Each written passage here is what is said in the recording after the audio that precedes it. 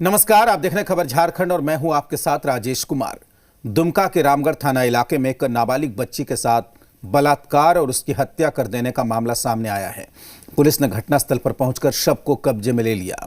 इधर आरोपी को गिरफ्तार करने के लिए लगातार छापेमारी हो रही है। पुलिस अधीक्षक की माने तो रामगढ़ थाना इलाके से एक नाबालिग लड़की की बलात्कार कर हत्या करने का मामला सामने आया है। आगे की कार्रवाई हम लोग कर रहे हैं, जिसमें कि जो अभियुक्त है उसको चिन्हित करके कर दिया जाएगा, जल्दी कर लिया जाएगा और उसे गिरफ्तार कर लिया जाएगा। अभी क्या पता चला है कि गैंग रेप है कि सिंगल? अभी प्रथम दृष्टया हम लोग इन्वेस्टिगेशन अभी कर रहे हैं, इसके पश्चात ही हम बता सकेंगे आपको इन्वेस्टिगेशन इंक्वायरी के बाद में कि आगे जो है कि क्या किस तरह से इसको कार्य किया। धनबाद में पुलिस ने गाड़ी चेकिंग के दौरान बाइक सवार को बेरहमी से पीटा। पूरा मामला सदर थाना इलाके के रानी बांध के पास की है और आरोप है कि वाहन चेकिंग के दौरान एक स्कूटी सवार सुरेश प्रसाद रजक की एएसआई नवीन कुमार सिन्हा ने जमकर पिटाई कर दी।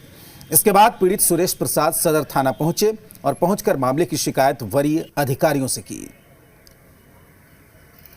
जैसे चेक हो रहा था, 2-4 गाड़ी हम लोग पकड़ के रखे थे। जैसे इधर से सिटी सेंटर से गाड़ी जा रही थी स्कूटर, उसको रोक के हम जैसे पकड़े ना और झटका मार के हमको गिराते हुए तो भाग गया। उधर से कार आया ना, हम तो गिर गए थे तो रुक गया तो बस गुस्सा हमको बोला कि लेकिन सर उसके पीठ पर कई सारे निशान है, उस तरह लाठी लगा है बस। और हम तो गिर गए ना तो कमर पूरा चिल्ला दिया सब। धनबाद में दिल दहला देने वाली घटना घटी है। धनबाद के ज्यादातर लोग जब अपने घरों में सोए हुए थे, उसी वक्त मटकुरिया का न्यू रेलवे कॉलोनी गोलियों की तड़तड़ाहट से गूंज उठा। बताया जा रहा है कि अंधाधुंध गोलीबारी में एक महिला की जान चली गई तो वहीं 2 युवक बुरी तरीके से घायल हो गया। ये गोलीबारी अपने ही परिवार के लोगों के ऊपर आपसी रंजिश में चली। रिकवरी एजेंट उपेंद्र सिंह ने फायरिंग की है। बताया जा रहा है कि उसने अपने रिश्तेदारों पर गोली चलाई। पूरी वारदात सीसीटीवी के कैमरे में कैद हो गई। घटना बैंक मोड़ थाना इलाके के न्यू मटकुरिया की है।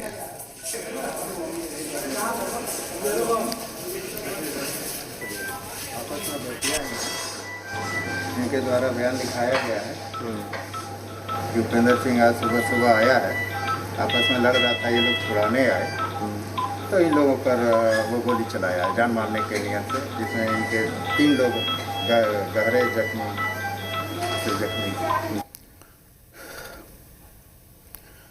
झारखंड के पूर्व मंत्री योगेंद्र साव इलाज के नाम पर रांची के बिरसा मुंडा जेल से करीब 1 महीने के लिए दिल्ली के एम्स गए थे। लेकिन दिल्ली में योगेंद्र साव 1 महीने तक घूमते फिरते सैर सपाटा करते रहे, ऐश मौज करते रहे और बिना इलाज कराए 1 महीने के बाद रांची लौट गए। योगेंद्र साव के साथ गए पुलिस वालों ने भी दिल्ली में जमकर मौज काटा। हालांकि रांची लौटकर आए पुलिस वालों को मौज महंगा पड़ गया है। योगेंद्र साव की सुरक्षा में तैनात सभी पुलिस वालों को सस्पेंड कर दिया गया है।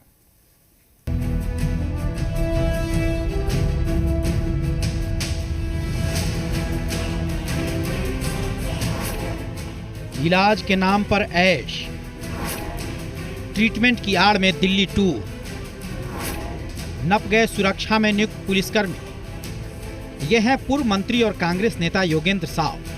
फिलहाल रांची के बिरसा मुंडा जेल में कैदी हैं। अब जब जेल में कैदी हैं तो फिर सैर सपाटा ऐश मौज कल्पना सा है। लेकिन योगेंद्र साव पूर्व मंत्री हैं और उन्हें खूब पता है कि सलाखों में रहकर भी ऐश कैसे किया जा सकता है। योगेंद्र साव ने जेल मैनुअल की धज्जियां उड़ाने का जबरदस्त प्लान किया। योगेंद्र साव ने इलाज का बहाना बनाया, दिल्ली एम्स में आंख के इलाज की बात कही। इलाज के नाम पर 1 महीने तक दिल्ली में वीआईपी लॉज में रुके। योगेंद्र साव की सुरक्षा में 1 दरोगा और 5 पुलिसकर्मी भी दिल्ली गए थे। आरोप है कि योगेंद्र साव के पैसे पर पुलिस वालों ने भी मौज मस्ती की। 1 महीने के बाद योगेंद्र साव बिना इलाज कराए ही रांची लौट गए। रांची पुलिस के जांच के बाद सभी पुलिसकर्मियों को सस्पेंड कर दिया गया। लापरवाही में, सुरक्षा में लापरवाही और जेल मैनुअल का उल्लंघन को लेते हुए प्रथम दृष्टया इनको दोषी पाया गया है और उनके विरुद्ध में अभी निलंबन की कार्रवाई और विभागीय कार्रवाई करने की आदेश वरीय पुलिस अधीक्षक महोदय के द्वारा दिया गया है। अब पूरे मामले पर सियासत तेज हो गई है। बीजेपी ने आरोप लगाया है कि सरकार का प्रशासन पर पकड़ नहीं है। कांग्रेस पार्टी अपने हिसाब से सरकार चलाना चाहती है। पूरा नियंत्रण कांग्रेस अपने पास रखे हुए है।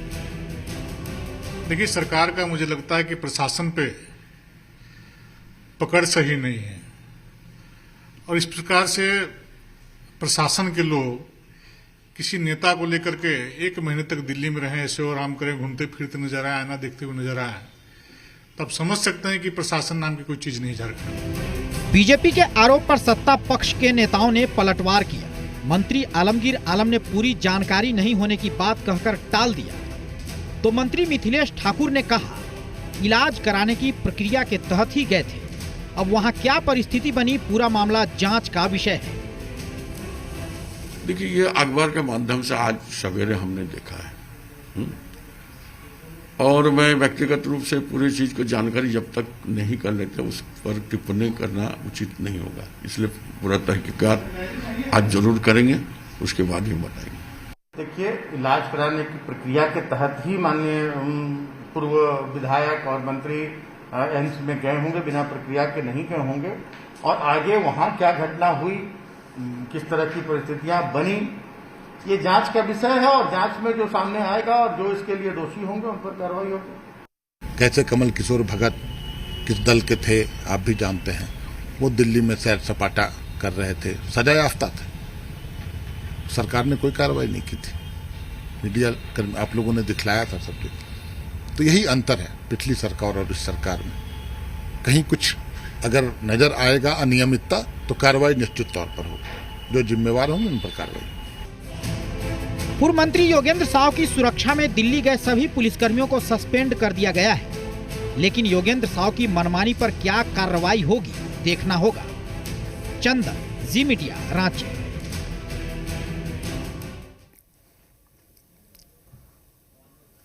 हेमंत कैबिनेट में आज 37 प्रस्तावों पर मुहर लगी है। झारखंड लेबर सर्विस टेक्निकल के ग्रेड पे में संशोधन हुआ है। सीमा सुरक्षा बल मेरू कैंटीन में शराब को वैट मुक्त किया गया है। इसके अलावा आवास बोर्ड नियमावली में संशोधन, पुराने जर्जर मकान को तोड़कर आवास बोर्ड नया बना सकता है। पारदर्शिता के लिए कंप्यूटर लागू होगा और जमशेदपुर में बिरसा नगर जलापूर्ति के लिए 30 करोड़ 29 लाख रुपए मंजूर किए गए हैं।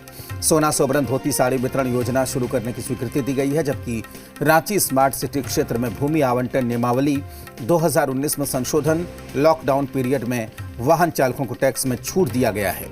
कुल 10 करोड़ की छूट, जिला स्तर के 80 स्कूल को उत्कृष्ट विद्यालय, पंचायत और प्रखंड स्तर पर 4416 स्कूल को आदर्श विद्यालय बनाने की स्वीकृति दी गई है। ग्रामीण विकास विभाग द्वारा RIDF 25 के तहत कुल 58 ग्रामीण पथ परियोजनाओं के कार्यान्वयन हेतु नाबार्ड से 97 करोड़ 62 लाख रुपए के ऋण आहरण की स्वीकृति प्रदान की गई। झारखंड सरकार ने, जिसके मुख्यमंत्री हेमंत सोरेन जी हैं, ने पहले 15 लाख लोगों को राशन कार्ड से जोड़ने का काम किया। सस्ते दर पर वस्त्र आदि मुहैया कराना है गरीब लोगों को, इसलिए 10 रुपये में धोती, 10 रुपये में साड़ी, 10 रुपये में लुंगी, ये हम मुहैया कराने जा रहे हैं।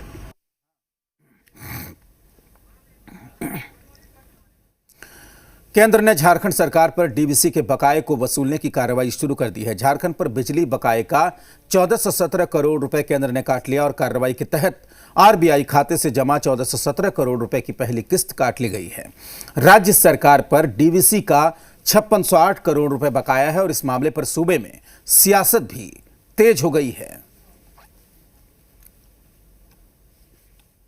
आज डीवीसी जो भारत सरकार ने 90,000 करोड़ रुपए जो बिजली के मद में रखा था कि सभी राज्यों को लोन लेना है, जब आप इस तरीके से हमारे पैसे काटेंगे तो हम लोन किस बात कर लें। आज कैबिनेट ने इस लोन को लेने से मना कर दिया, खारिज कर दिया। अगर इसी तरीके से आगे भी चलती रही, आज केंद्र उपक्रम कोयला के क्षेत्र में कोल इंडिया बड़े पैमाने पे राज्य सरकार का पैसा हमारा उनसे निकलता है। हमने तो उनका कोयला नहीं रोका। डीवीसी बड़े पैमाने पे हमारे राज्य के पानी का उपयोग करता है, हमने तो उसको नहीं रोका। केंद्र सरकार के भी खर्चे हैं। केंद्र सरकार किसानों के ऋण माफ नहीं करती, उंगली उठती है। केंद्र सरकार जीएसटी का पैसा नहीं देती, उंगली उठती है।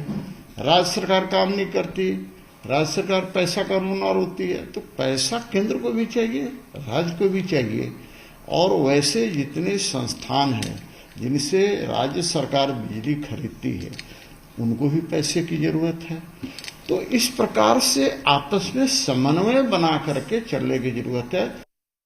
राशि का कटौती करने से पहले केंद्र सरकार और राज्य सरकार के बीच में द्विपक्षीय बैठक होनी चाहिए थी, क्योंकि इस कोविड-19 के दौर में जहां एक और राज्य सरकारें आर्थिक संकट से जूझ रही हैं, वहीं केंद्र सरकार को भी खर्च करने के लिए राशि चाहिए। ऐसे में दोनों सरकारों के बीच बैठ करके इससे बेहतर विकल्प को तलाश करना चाहिए था।